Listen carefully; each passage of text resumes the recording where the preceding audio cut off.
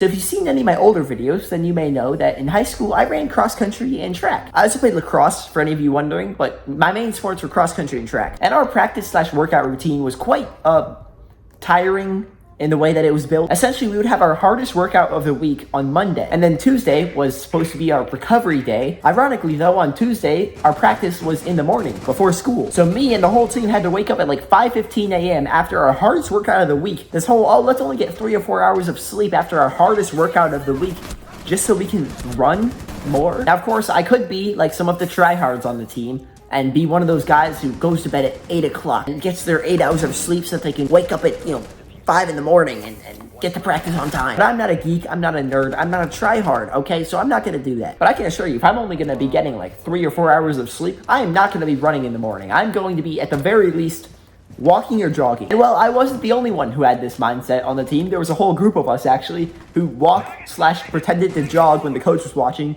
together on these morning runs. Every morning it was always pitch black out, completely dark, you couldn't see anything. The only illumination was the moonlight and the occasional street light on the side of the road. And it made for a very, very creepy atmosphere. So on these morning runs, we ran to this one specific park. It was only about a mile away from our school, so we would just, we wouldn't run, we would walk, jog to it. But we'd get to this park, and the park was just essentially a woodland area. It was just a bunch of woods with a road going straight down through it, and it was terrifying, just absolutely horrifying, goodness gracious. There's a main road that went all the way through the park, but there were also a bunch of off-roads that branched out of the main road and went into the woods, and if you took one of these off-roads, which we often did, you would see the occasional house in the distance. Obviously, they would have their lights off because it's like 5 in the morning. I don't know why anybody in their right mind would be up at that time. So me and my group were sort of running in through the park. We were sort of like at a walking pace. It was not. But on this particular dark and creepy Tuesday morning, we decided that we were going to head down and try something new for the day. And so that's exactly what we did. Heading on down one of the least traveled off-roads that the entire team goes on. Pretty much nobody goes down this road. We went ahead and headed down this road, but well, see, I left out one probably pretty important detail. There were only 2 of us in this group. There was no big group of people or anything. No, we weren't traveling in numbers. If something wanted to attack us, it very well could have, because what am I gonna do? Try to fight back? I'm just gonna die. Imagine running down this gravel path in the middle of the woods. When you turn to your right, all you see is a tree line, and it's just black behind the trees. It's terrifying. Now, normally we would have a bigger group. We'd have a group of about 5, but on this day, only 2 of us showed up to practice, so so me and my friend, we'll call him my Indian friend, because honestly, that's what he would want to go by in this video. I know him, all right? I'm not being raised. He would want to be called my Indian friend. That's how he self-identifies. So me and my Indian friend were traveling down this path, and one of the houses in the distance of this off-road, I was sort of looking at. It was about a 1-story house kind of tucked away behind the tree line that you couldn't really see. I didn't think much of it, but I certainly took note of it, that I was looking at it in my head. But nonetheless, we continued our run through the woods, and we got to our turnaround point. We ended up turning around and running back in the same direction that we came from. However, when we ended up passing by this house for the second time, well, that's when things took a very creepy turn. Because on our way back from this run, I was looking at this very same house again.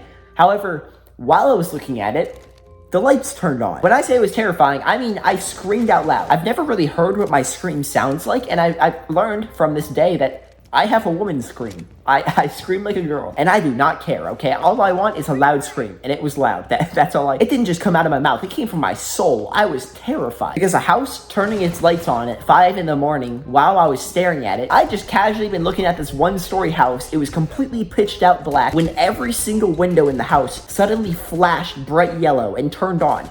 And I screamed and sprinted. I do not care about this whole, oh, Smoothy, it's just lights turning on. How does it scare? I am not taking any chances, okay? There's probably a sniper in that house, but oh, get ready, because this story, well, it's just beginning. Because after I took off sprinting down the path, my Indian friend was just casually fake running down the path again, like, Smoothy, why are you scared? The lights just turned on. It's not that big of a deal. So I looked at him and I explained to him, okay, look, I did not expect the lights to turn on. I've never seen something like this before in my life. That was terrifying. And he laughed and started bullying me, and he was like, bro, like how does that scare you? You're so white. And I was like, shut up, you're Indian. And then he started making fun of me for being white. It was just, friendly banter. But in the midst of this banter, I looked back over at the house.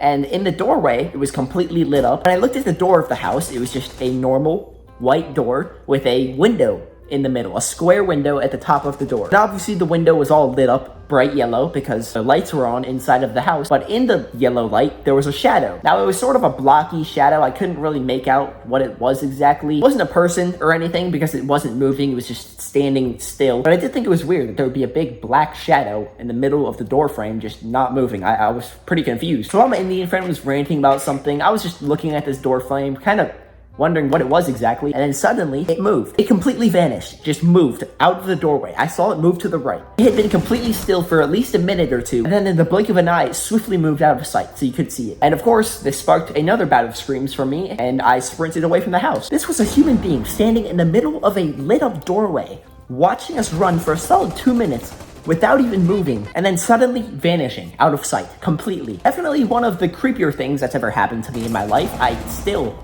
get PTSD from this. I still get flashbacks to this moment in time, wondering if it was a hallucination or if this actually happened. Because remember, I'm only on 4 hours of sleep, so I don't even know if this actually happened to me. And to make it even better, my Indian friend wasn't paying attention to the door at all. He had no idea what just happened. He was like, "Why are you screaming again, Smoothy? Like, what is going on here?" It was funny though, because he actually sprinted with me this time. He did not just keep fake running. He sprinted. He thought something was wrong, which it was. We were getting stalked. We were getting spied on by some creepy guy in his house. So yeah, we made it back to the school safely and whatnot. Although this was a terrifying experience, we weren't mentally stable when we got back. We were just physically safe.